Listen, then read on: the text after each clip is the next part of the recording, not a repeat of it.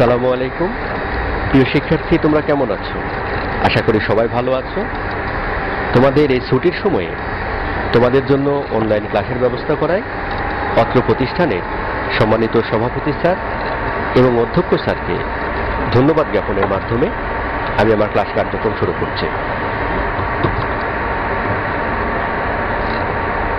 প্রিয় শিক্ষার্থী, আমরা তথ্য উপাত্ত অধ্যায়ের উপরে এর মধ্যে কয়েকটি ক্লাস সম্পূর্ণ করেছি।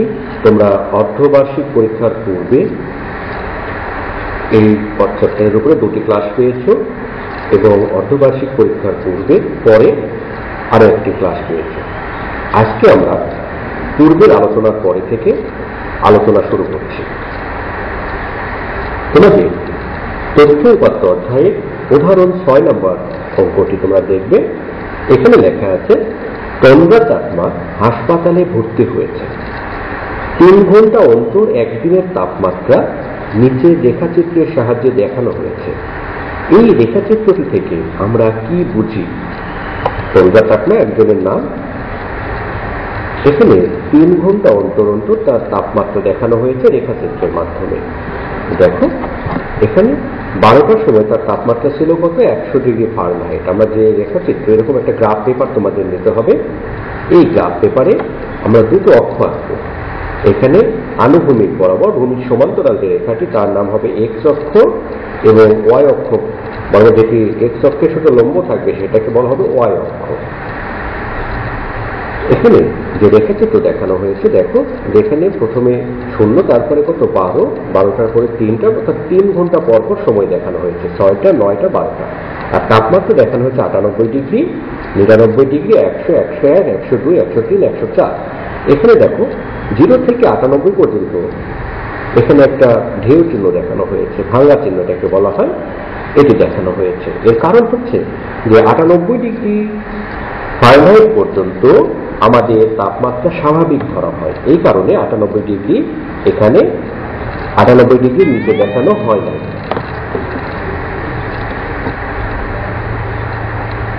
তাহলে প্রিয় শিক্ষার্থী, এখানে আমরা তাহলে তোমরা দেখো যেখানে প্রথম ওভারে রান কত ছিল? প্রথম ওভারে রান ছিল 8। তাহলে আমরা যখন এই গ্রাফ পেপারে বিন্দুগুলো স্থাপন করব, তখন কি করব? প্রথম যেখানে লেখা আছে তারপরে এই প্রথম বরাবরে পেন্সিলটি রেখে এই সোজা আমাদের উঠতে হবে যেখানে 8 ঘর, এই 8-এর বরাবর একটা পেন্সিল দিয়ে দাগ দিতে হবে। এখানে আমরা যদি হিসাব করি তাহলে আমরা 2 ঘর সমান 1 রান ধরেছি। তাহলে কত ঘর হবে? 8 দুগুণে 16 ঘর। আমরা এইভাবে কলম পেন্সিল দিয়ে ধরে যদি আমরা হিসাব করি তাহলেও সম্ভব। পেন্সিল দিয়ে ধরে যদি আমরা 5, এখানে 10, 11, 12, 13, 14, 15, 16 আমরা এইভাবে হিসাব করতে পারব। দ্বিতীয় ওভারে রান কত ছিল? দ্বিতীয় ওভারে রান ছিল 10। তাহলে আমরা দেখো দ্বিতীয় ওভার বরাবর সোজা গিয়ে 10 নম্বর ঘরে একটা দাগ দিব। তৃতীয় ওভারে রান ছিল কত? 6। তাহলে তৃতীয় ওভার থেকে সোজা গিয়ে 6-এর ঘরে দাগ দিব। প্রত্যেকটা 10 ওভার পর্যন্ত দেখো পঞ্চম ওভারে 0 দাগ ছিল, 0 রান। তাহলে পঞ্চম ওভারে গিয়ে 0, অর্থাৎ এই অক্ষের উপরে এখানেই একটি দাগ দেব। এরপরে সমস্ত বিন্দুগুলো স্থাপন করা হয়ে গেলে পেন্সিল দিয়ে আমরা সুন্দর করে এইভাবে আস্তে করে এইভাবে দাগটা সমস্ত বিন্দুগুলো যোগ করে দেব। দিলে আমাদের একটা রেখা পাবো। এটাই হচ্ছে রেখাচিত্র। এভাবে আমরা রেখাচিত্র অঙ্কন করতে পারবো। তাহলে প্রিয় শিক্ষার্থী, তোমরা বাসাতে গ্রাফ কাগজ নিয়ে সুন্দর করে এই গ্রাফটি অঙ্কন করার চেষ্টা করবে।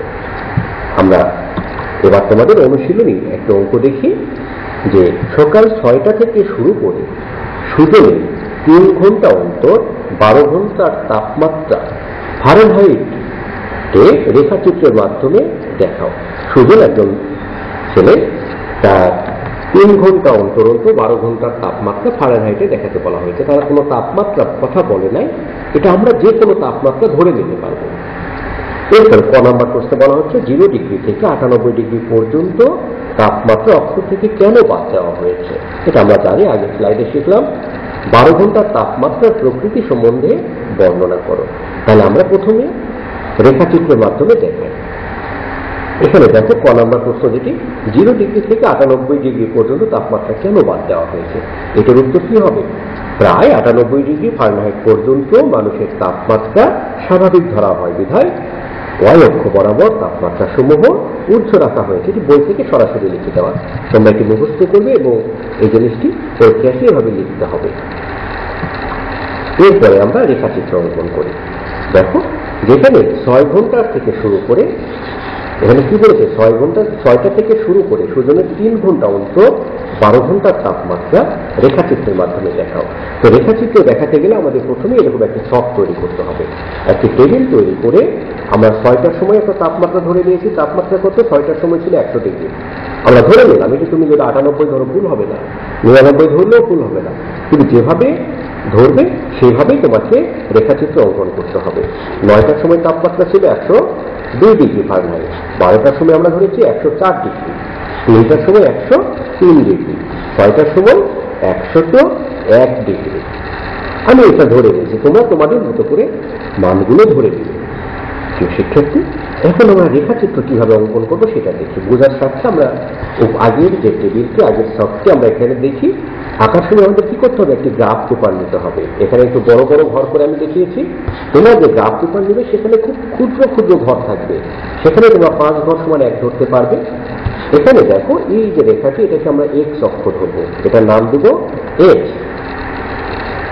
এক্স অক্ষ বরাবর আমরা কি বসাবো? সময়। আমরা লিখবো নিচে সময়, লিখে এভাবে একটা তীর চিহ্ন দিব। এরপরে লিখবো সময়টা কি? সকাল 6টা। এখানে দেখো সকাল 6টা, 9টা, 12টা, 3টা, আবার সকাল 6টা, সন্ধ্যা 6টা, তাহলে 12 ঘন্টা হয়ে যায়। এরপরে ওয়াই অক্ষ বরাবর দেবো তাপমাত্রা। তাপমাত্রাটা কত? তাপমাত্রা দেখো আমাদের শুরু হয়েছে 100 থেকে, তাহলে 98, 99, 100, 101, 102, 103, 104। তোমরা ইচ্ছা করলে আরো লিখতে পারো, কিন্তু আমাদের এখানে প্রয়োজন হবে না, সেজন্য আমি আর লিখি নাই। তাহলে প্রিয় শিক্ষার্থী, এখানে তোমাদের আরো একটি জিনিস লিখতে হবে, সেটি হচ্ছে যে অক্ষের নাম লিখতে হবে। এখানে লিখতে হবে এক্স অক্ষ, এই অক্ষটার নাম দিতে হবে এক্স। আর এখানে লিখতে হবে এই যে ওয়াই অক্ষের মাথাতে গিয়ে লিখতে হবে ওয়াই।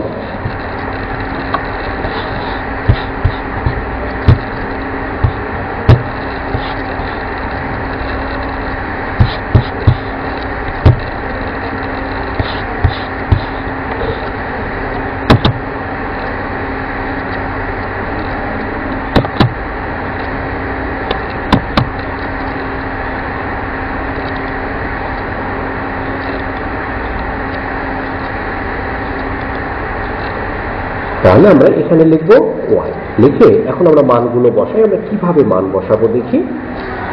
সকাল 6টার সময় তাপমাত্রা কত? দেখো তো প্রিয় শিক্ষার্থী, সকাল 6টার সময় তাপমাত্রা 100, তাহলে এই 100 জায়গায় কি হবে?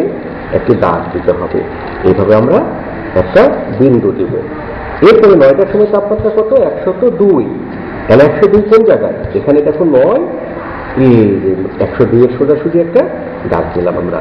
12টার সময় তাপমাত্রা কত? 104, দেখো 12 সোজাসুজি 104 ঘরে একটা দাগ হবে।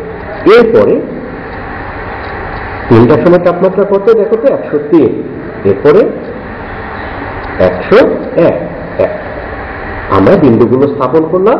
এখন পেন্সিল দিয়ে আমাদেরকে সুন্দর করে এখান থেকে শুরু করে এইভাবে টেনে একটা দাগ দিয়ে এইভাবে রেখা বিন্দুগুলোকে সংযোগ করে দিতে হবে। তবে আমরা কিন্তু এলোমেলো ভাবে না, এমন নয় যে বাদ দিয়ে আমি এখানে যুক্ত করবো, তা না। আমরা যখন যে বিন্দুটা স্থাপন করেছি সেভাবে ওই ধারাবাহিকতা বজায় রেখে আমাদেরকে বিন্দুগুলো যুক্ত করতে হবে। বিন্দুগুলো যুক্ত করলে দেখো এটা এইরকম দেখাবে। তাহলে এটা আমাদের রেখাচিত্র অঙ্কন হয়ে গেল। তোমরা, আমি আশা করছি যে তোমরা রেখাচিত্র অঙ্কন করতে পারবে। তোমরা বাসাতে গ্রাফ পেপার নিয়ে সুন্দর করে রেখাচিত্র অঙ্কন করবে।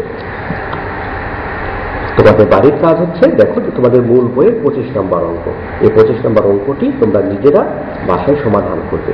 প্রিয় শিক্ষার্থী, গ্রাফ পেপার কিন্তু তোমাদেরকে অবশ্যই লাগবে এই অঙ্কগুলো সমাধানের জন্য, এবং গ্রাফ পেপারের মাধ্যমে যখন অঙ্কগুলো করতে পারবে তোমাদের অনেক ভালো লাগবে। তাহলে প্রিয় শিক্ষার্থী, বর্তমান সময়ে আমরা আতঙ্কিত না হয়ে সচেতন হব, নিয়মিত হাত পরিষ্কার করব এবং সামাজিক দূরত্ব বজায় রেখে চলব।